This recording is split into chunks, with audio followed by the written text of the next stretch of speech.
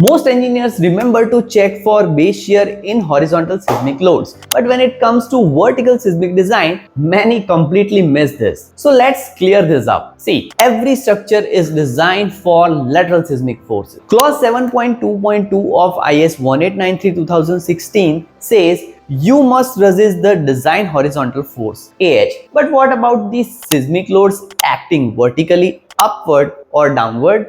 So this is where clause 6.4.6 comes into play. See, it defines the vertical seismic design coefficient AB. Now see for buildings governed by IS 1893 part 1, it uses a simplified form of the spectral formula. And the most important part, SA by G is taken as 2.5. Yes, 2.5, the maximum value possible for the seismic design spectrum. Even softwares like STAAD confirms this. In vertical seismic load cases, it directly uses 2.5 for SA by G. No zone, no damping modification needed. See, it's the worst case acceleration baked right in. So here is the question I get all the time. Should we check for minimum base shear like we do in horizontal seismic analysis? And the answer is simple, no. Why not? Because 2.5 is already the highest value possible. That means the vertical acceleration considered is already conservative. There is no need to apply a separate check for minimum base shear. See, this matters especially for the parts of building sensitive to vertical vibration. Think about cantilever slabs,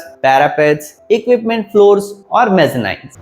So the next time, if you are designing with vertical seismic load, remember this. If you are using SA by G as 2.5, you are already at the design limit. No extra minimum base shear check is required, but only if you are doing it by the book using clause 6.4.6. Now, was this helpful? Drop your thoughts in the comments below and let me know if you have ever missed this class. Save this video for your next design review and follow for more clear practical tips on structure design and IS code. And always remember, don't just learn software, learn concepts. I'll see you in the next video.